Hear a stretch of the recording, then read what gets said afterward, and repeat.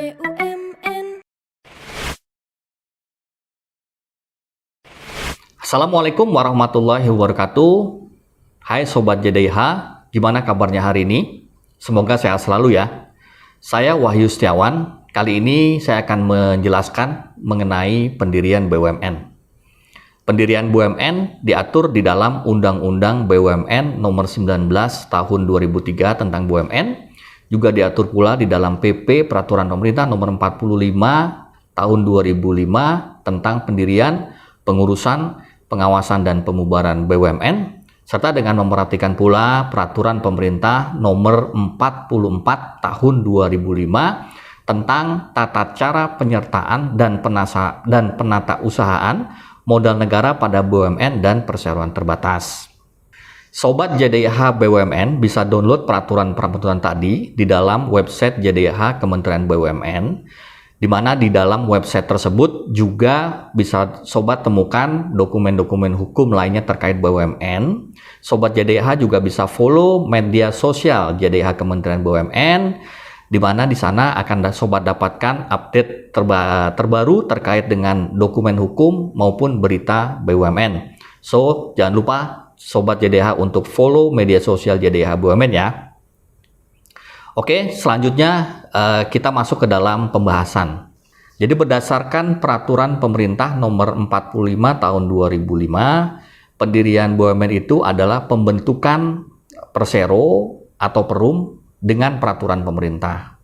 Jadi Sobat JDIH, pendirian BUMN itu meliputi pembentukan persero atau perum baru, perubahan bentuk instansi pemerintah menjadi BUMN, perubahan bentuk badan hukum BUMN, dan pembentukan BUMN dari hasil peleburan persero ataupun perum.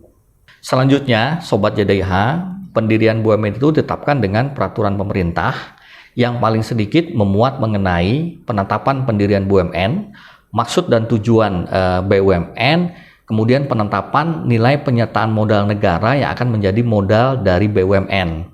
Nah, Sobat JDIH, apabila di dalam PP tersebut itu belum bisa ditetapkan besaran nilai penyertaan modal negara pada BUMN, nah biasanya penetapan ini dilakukan oleh Menteri Keuangan dalam kerangka penetapan keputusan Menteri Keuangan.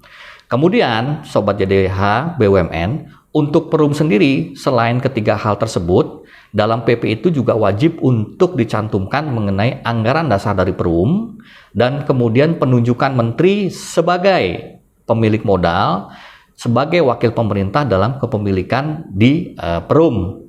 Jadi itu terkait dengan PP-nya ya Sobat. Kemudian bagaimana sih prosesnya?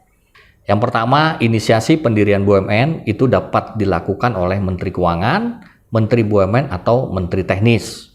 Kemudian dengan adanya inisiatif tersebut, Menteri Keuangan kemudian mengordinasikan untuk menyusun kajian bersama yang nantinya akan ditandatangani oleh 3 menteri tadi, Sobat. Nah, kajian bersama ini biasanya berisi mengenai kajian terhadap perencanaan keuangan serta kemampuan kemandirian serta kemampuan untuk mengembangkan usaha di masa mendatang.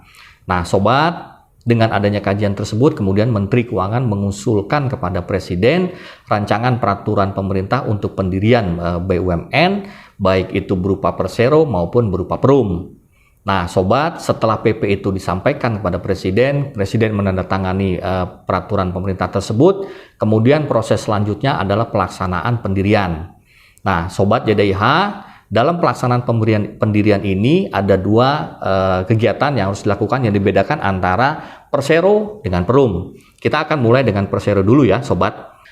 Nah, untuk persero itu yang pertama Sobat, itu dibuat akta pendirian yang dituangkan dengan akta notaris. Ini yang memuat anggaran dasar persero, kemudian memuat pengangkatan direksi dan dewan komisaris untuk pertama kalinya, dan beberapa hal lainnya terkait dengan substansi dari perseroan tersebut Sobat. Nah, setelah itu anggaran dasar akta pendirian tersebut dimintakan pengesahan kepada Menteri Hukum dan HAM. Nah, Terhitung sejak keluarnya pengesahan atas anggaran akta pendirian tersebut, maka Persero itu dianggap telah memperoleh status badan hukum.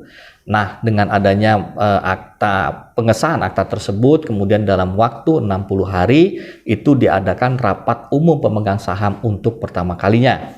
Untuk Perum Sobat JDH, itu setelah PP diundangkan, maka pada saat itulah Perum memperoleh status badan hukumnya. Ini sebagai suatu status badan hukum yang khusus yang diatur di Undang-Undang BUMN.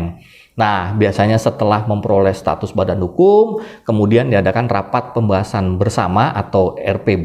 Ini setara dengan RUPS kalau kita bicara Persero, di mana di dalam RPB untuk pertama kalinya itu biasanya diangkat direksi dan dewan pengawas untuk Perum. Nah, setelah itu Perum bisa melaksanakan kegiatan usahanya.